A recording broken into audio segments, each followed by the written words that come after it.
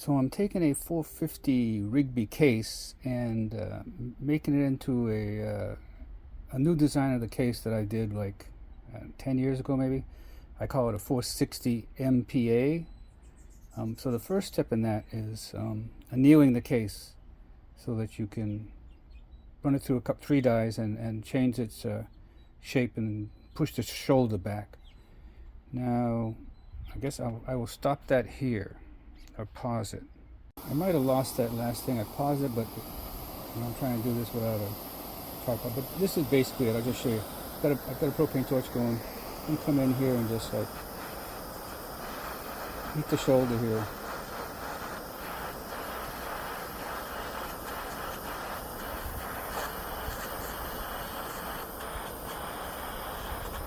It's a little crude. People make up ones where they have them on a rotating table, and I'm only doing like 50 cases, so I'll let it go at that. So now I will turn it so I can do the other side.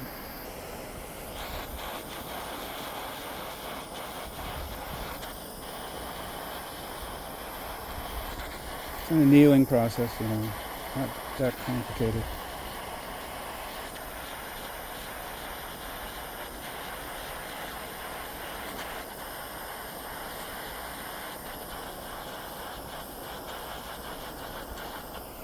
So those are done.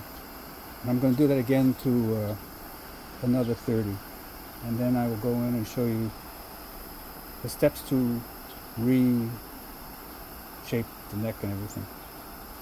So these are the 3 dies, 2 to form the collar and a 3rd to trim die.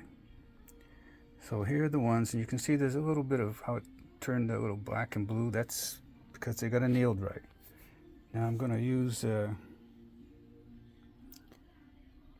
my rock chucker heavy duty, and I'm also going to use a Forester here, so I can use 2 dies at once, and I don't have to like go switching back and forth. Now if it doesn't come out or go smoothly through the press, I will re-anneal it, because like I said, it's simple, way I'm doing. It's not like rotating table with a blowtorch. So anyhow, I take the first die and put it in here, which is these are by CH4. If you look him up, very famous African hunter and premier die maker. So he made these up for me. I sent him the specifications for what I wanted. He made this up. And then obviously I had some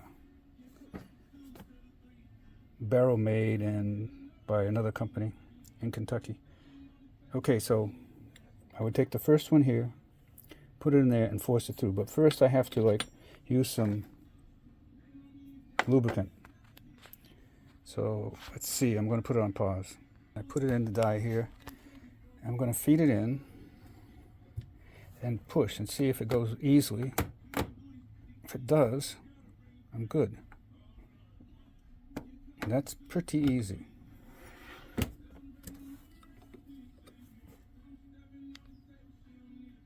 And now you can see how it pushed the neck back and the shoulder back a little bit.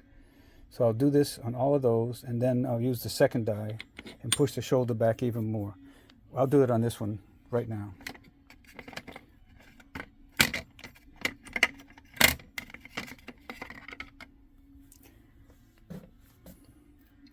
I can put it in the Forester here. That's how I can slip the second die in.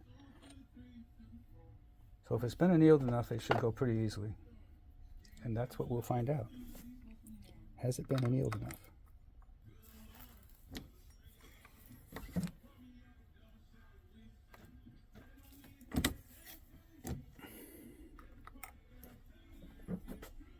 It looks pretty good.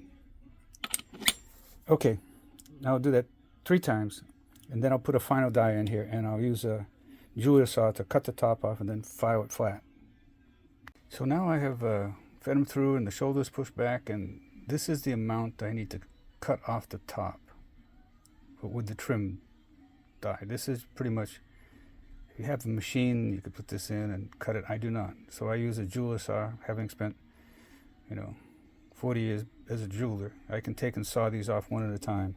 It's a little, and then use a file to do it. It's a little bit cumbersome, I have to start like this, and start filing, start cutting. And I'll eventually cut through this. It doesn't take that long.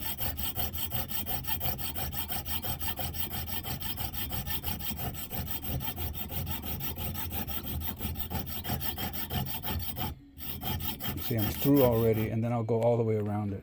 I can't really hold this and do that at the same time. So as you can see, I've cut around it. I just left it like this so you can see, and then I'll take this piece off. I don't know. Take it off. Here's a bunch of them. Take it off. And then I have a big bastard file here that I've used for 40 years. So I'm going to take and file the top off. So now that's all filed off. You see that little burr there? When I take this out, I have a,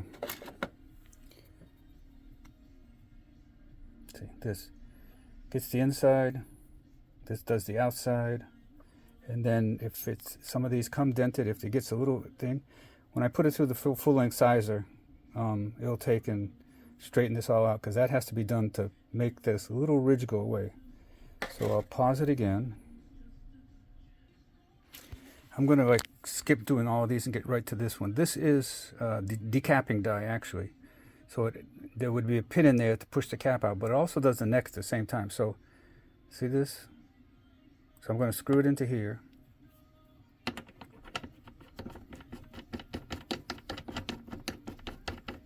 I only trimmed one, but okay, so that's all trimmed up. This is the one I trimmed, and it's like, you can see it's like ground down, good size. So now I'll put it in here.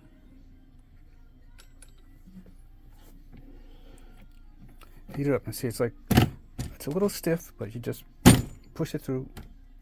That expands the neck. Pop it out. And now, so you have almost no call, it's all gone, basically. These will have to be loaded with a light charge, and I use some lead bullets that I cast for these guys. These are them. These are probably 500 grains, but I can use 350s, that's not a matter. So a light charge, and when you fire it, it forms to the chamber. And that's pretty much the end process. Okay, bye. Showing a bunch of the steps. Yeah, I probably should have mentioned that I use Royal Case and Die Lube for working it. But if you anneal them, it's pretty easy going. I mean, the second step almost is not necessary, but I do it anyhow. So anyhow, I wanted to show you this quickly. See, I've cut partially through there. I know I probably showed you this a little bit before. There, as you can see. Let me back it up.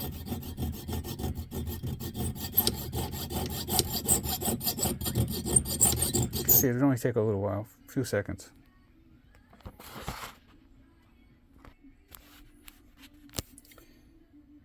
So left a little lifted, but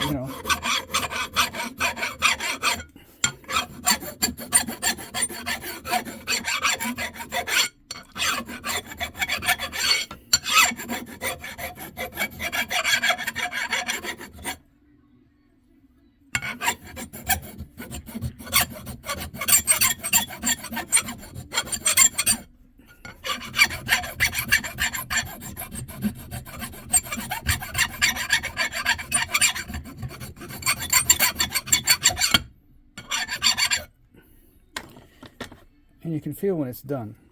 I mean, you can feel it you can feel it while you're doing it. So I can do this here like this. So when the expander goes in, there'll be no problem there. Pull it out, pop it in the first, push it through all the way to out. Ta-da! Done.